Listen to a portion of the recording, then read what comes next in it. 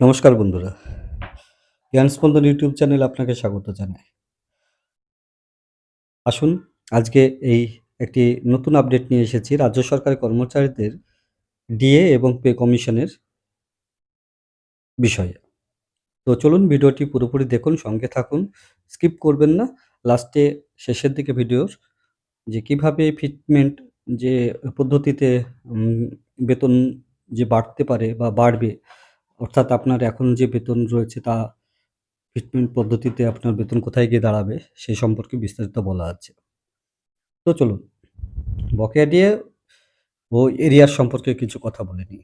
Supreme কোর্টের নির্দেশ মেনে রাজ্যে সরকারি কর্মী, শিক্ষক, গ্র্যান্ট ইন এইড কর্মী ও পেনশনার ও ফ্যামিলি পেনশনারদের সমস্ত বকেয়া ডিএ ইমিডিয়েট পেমেন্ট করা এ বিষয়ে বর্তমান যে রাজ্য সরকার তা কিন্তু বলেছেন। আপনারা জানেন যে বর্তমান রাজ্য সরকার ক্ষমতায় এসে কিন্তু তাদের ঘোষণা করেছেন যে আগামী সপ্তাহে যে ক্যাবিনেট যে আ সোমবারে যে ক্যাবিনেট মিটিং হবে সেই মিটিংয়ে কিন্তু রাজ্যের কর্মচারী মহলের যে দীর্ঘদিনের দাবি-দাওয়া বা বকেয়া সে সম্পর্কে কিন্তু তারা বিস্তারিত জানাবেন।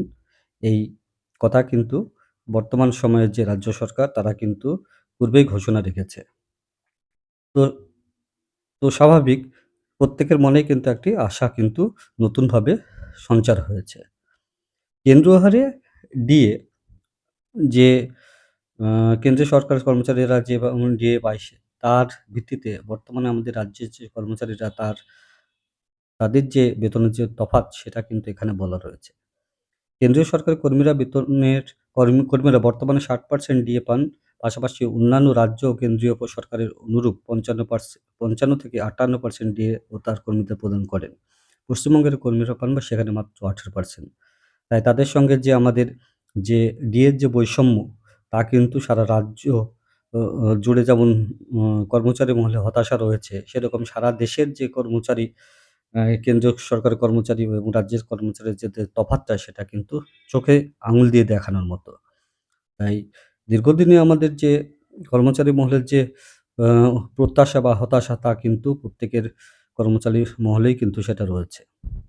এবারে দেখুন, প্রথমত কেন্দ্রীয় সরকারি কর্মীদের ক্ষেত্রে প্রযোজ্য ৭ম যে পে কমিশন, রাজ্যের কর্মীদের ক্ষেত্রে তা প্রযোজ্য 6th পে কমিশন সমতুল। কারণ অতীতে রাজ্যের কর্মীদের জন্য একটি পে কমিশনের পরিবর্তে পে কমিটি গঠন করা হয়েছিল এবং কেন্দ্র ও রাজ্য উভয় কর্মীদের ক্ষেত্রে ফিটমেন্ট ফ্যাক্টর একই ছিল। তাই স্বাভাবিক কারণে কিন্তু আমাদের যে রাজ্যের যে কর্মচারী মহল এবং রাজ্যের যে আ শিক্ষক, অশিক্ষক কর্মচারী এবং অন্যান্য ক্ষেত্রে যে সমস্ত কর্মচারী রয়েছেন তাদের মধ্যে কিন্তু এই বেতন বৈষম্যের আ যে চিত্র সেটা কিন্তু সত্যিই খুব হতাশাজনক।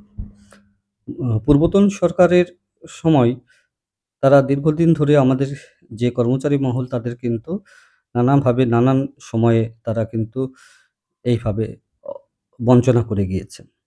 সরক আ সরকারি কর্মচারীদের যে প্রাপ্য, সেই প্রাপ্যের দিকে তারা কিন্তু যথাযথ মর্যাদা এবং গুরুত্ব দেননি। দেখতে থাকুন ভিডিওটি। শেষের দিকে বিষয়টি রয়েছে ফিটমেন্ট পদ্ধতি।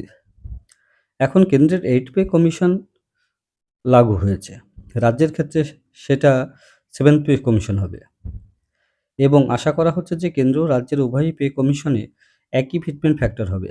অতীতেও কেন্দ্রের 6th পে কমিশনের ফিটমেন্ট ফ্যাক্টর 1.86, রাজ্যের 5th পে কমিশনের ক্ষেত্রে নেওয়া হয়েছে এবং কেন্দ্রের 7th পে কমিশনের ফিটমেন্ট 2.57, রাজ্যের 6th পে কমিশনের ক্ষেত্রে সেটা নেয়া হচ্ছে।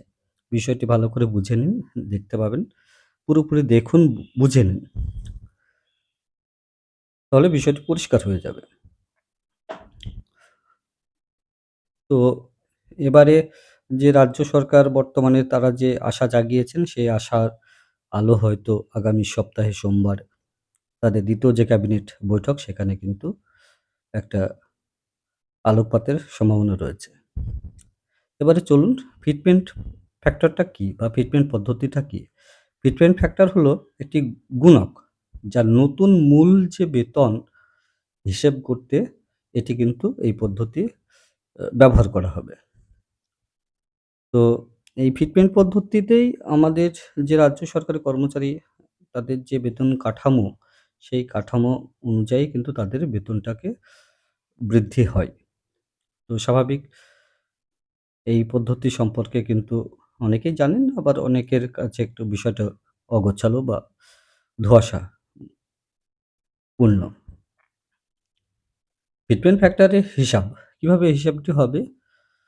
উম সংশোধিত যে মূল বেতন, সেটা সমান বর্তমান মূল বেতন গুণিতক উপযুক্ততা। এইভাবেই কিন্তু বেতনের যে স্ট্রাকচার সেটা কিন্তু বৃদ্ধি পাবে। তো এই বিষয়টি একটু বুঝে নেয়ার মতোই। অনেকেই জানেন বিষয়টি। তো স্বাভাবিক শেষে কিন্তু আরেকটু এই বিষয় সম্পর্কে আরেকটু বলা হয়েছে যে কিভাবে আপনার বেতনটা বৃদ্ধি পাবে বা ফিটমেন্ট পদ্ধতিটা কেমন হয়। সেটাই কিন্তু এই যে সংশোধিত মূল বেতন বা সমান বর্তমান মূল বেতনে গুণিতক উপযুক্ততা গুণক, এই পদ্ধতিতেই কিন্তু আপনার বেতন হাইক করবে বা বৃদ্ধি পাবে। তো স্বাভাবিক পরবর্তীতে দেখতে থাকুন। আপনি যদি আমার এই চ্যানেলে নতুন হয়ে থাকেন, যদি ভিডিওটি দেখে আপনার একটু ভালো লেগে থাকে, একটি লাইক দিন, একটা সাবস্ক্রাইব করুন। পাশে থাকুন পরবর্তীতে গুরুত্বপূর্ণ আপডেটগুলি পেতে। এবারে ভিডিওর একবারে শেষ প্রান্তে এসে গেছি। দেখতে পাচ্ছেন যে উদাহরণ ধরুন, আপনার 2.57 ফ্যাক্টর অনুযায়ী যদি ধরা হয়, যদি কোনো কর্মচারীর মূল বেতন ৳২০,০০০ হয়, তাহলে 2.57 ফিটমেন্ট ফ্যাক্টরের ফলে সংশোধিত যে মূল বেতন হবে, তা হবে কিন্তু ৳৫১,৪০০। 2.57 ফিটমেন্ট ফ্যাক্টরের ফলে। এখানে দেখুন ৳২০,০০০ যদি মূল বেতনের কথা বলা হয়েছে, তাহলে ২০,০০০ এর সঙ্গে আ গুণ গুণ করে 2.57 পদ্ধতিতে এই ৳৫১,৪০০ মূল বেতন হয়েছে। তো সকলকে ধন্যবাদ, ভালোবাসা, অভিনন্দন রইলো। আগামী সোমবার কর্মচারী মূল্যে একটা খুশির খবর আসবে এই প্রত্যাশা রেখে আজকের ভিডিওটি শেষ করছি। সঙ্গে থাকুন, পাশে থাকুন। অবশ্যই সাবস্ক্রাইব করে রাখুন পরবর্তী গুরুত্বপূর্ণ আপডেটগুলি পেতে। ধন্যবাদ সকলকে, ভালো থাকবেন।